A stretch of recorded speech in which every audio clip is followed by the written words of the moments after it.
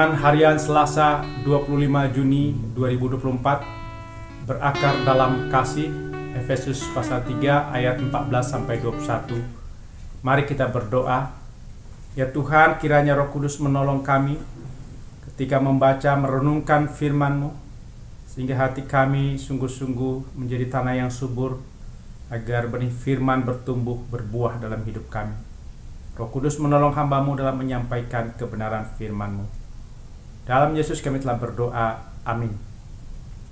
Salam sejahtera, semoga kita dikuatkan dan diteguhkan oleh Roh Kudus di dalam batin, sehingga oleh karena iman, maka Kristus tinggal di dalam hati dan kita berakar di dalam kasih, seperti ungkapan dalam Efesus pasal 3 ayat 16-17.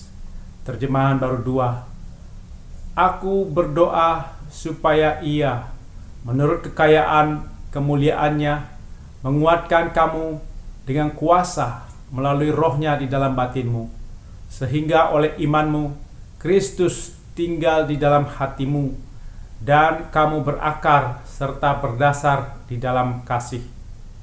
Pada saat ini era digital sangat berkembang di dalam masyarakat, terutama di dalam generasi muda. Perkembangan ini dapat memunculkan pengaruh seperti perilaku dalam memanfaatkan teknologi dengan bijak atau tidak. Ada sebagian orang menggunakan kemajuan teknologi ini untuk hal-hal negatif yang merusak.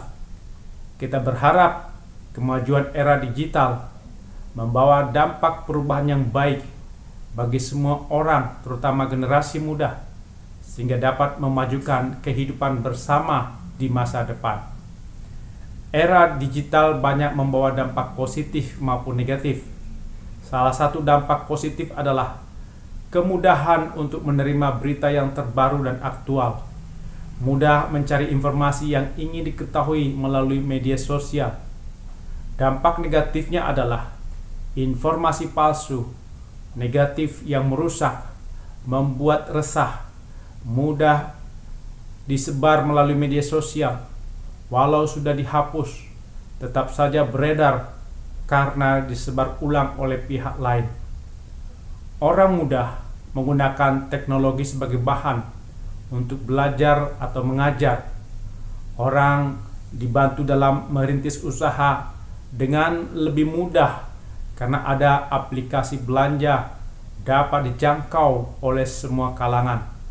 Setiap orang yang memiliki keahlian atau prestasi dapat menyalurkannya melalui media sosial, seperti konten belajar, seni, keterampilan, membuat masakan, make up, dan lain-lain, dengan mempromosikan lewat konten yang menarik serta banyak yang lainnya.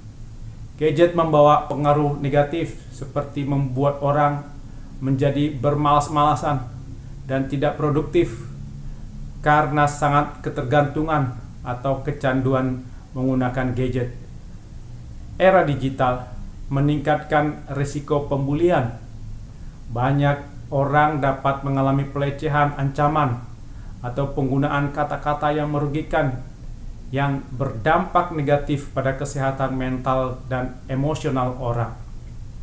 Banyak situs belanja online membuat orang lebih konsumtif karena memudahkan orang dapat membeli sesuatu yang diinginkan tapi kurang bermanfaat dan hanya ingin dibeli karena sedang tren. Konten-konten yang tidak sehat seperti kekerasan, pornografi, dan perjudian online dapat mempengaruhi pemikiran dan perilaku secara negatif. Perjudian online yang menipu dan menjerat orang dalam utang, sehingga membuat kerusakan dalam hidup pribadi dan keluarga. Era digital membuat sebagian orang lebih senang ibadah online dan tidak suka bersekutu tatap muka di tempat kebaktian. Kemajuan era digital banyak membawa pengaruh dan dampak bagi banyak orang. Perlu pemahaman mengenai bagaimana cara kita menyikapi semua dampak yang ditimbulkan dari era digital ini.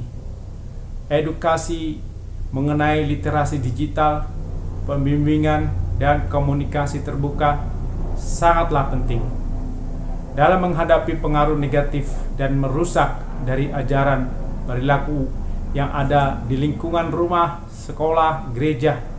Maka anggota gereja perlu dikuatkan dan diteguhkan oleh Roh Kudus di dalam batin, sehingga dalam iman pada Kristus, maka Kristus tinggal dalam hati kita, dan kita berakar serta berdasar di dalam kasih dan menguatkan orang dalam menghadapi pengaruh negatif di sekitar.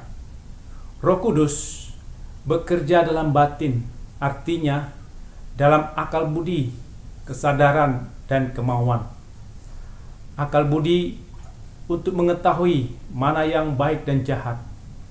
Kita berdoa agar Kristus memberi hikmat agar kita hidup dalam keselamatan, bukan kebinasaan.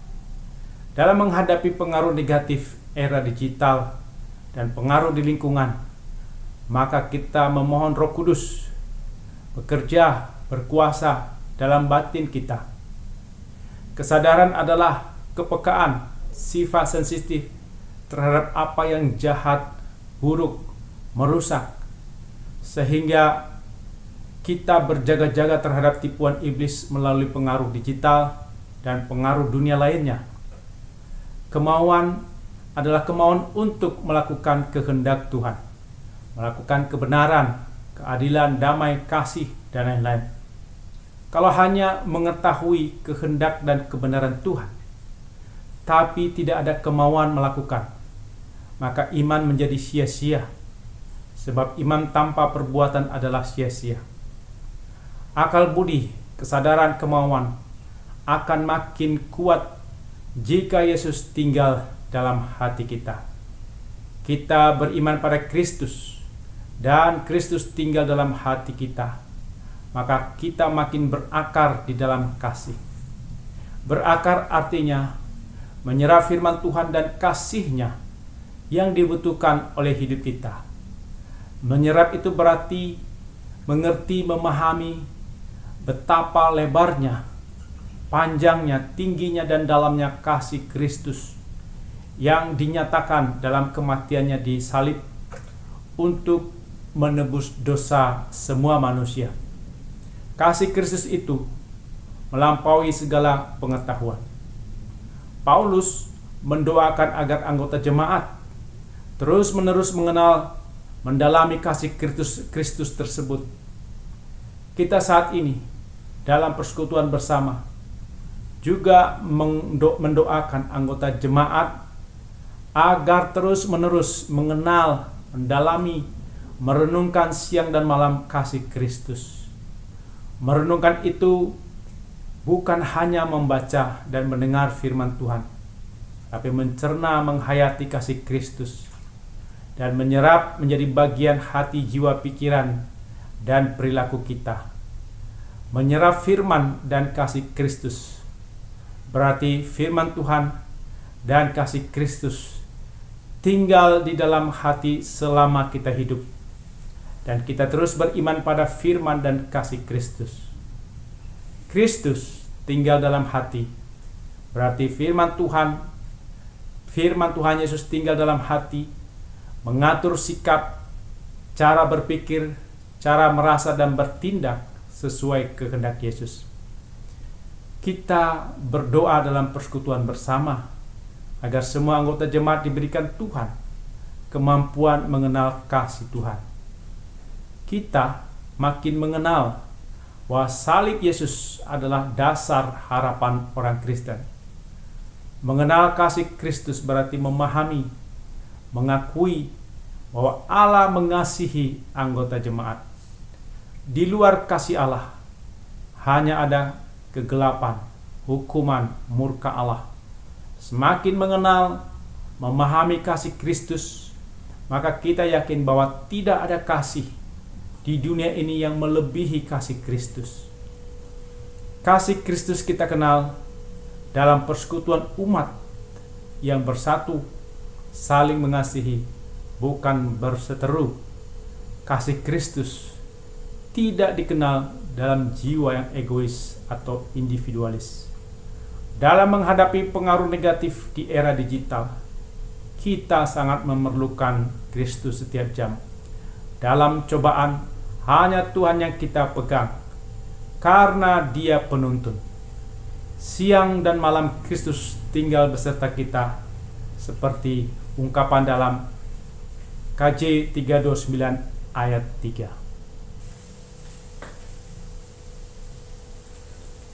Aku perlukan Dikau tiap jam, dalam cobaan Kaulah ku pegang.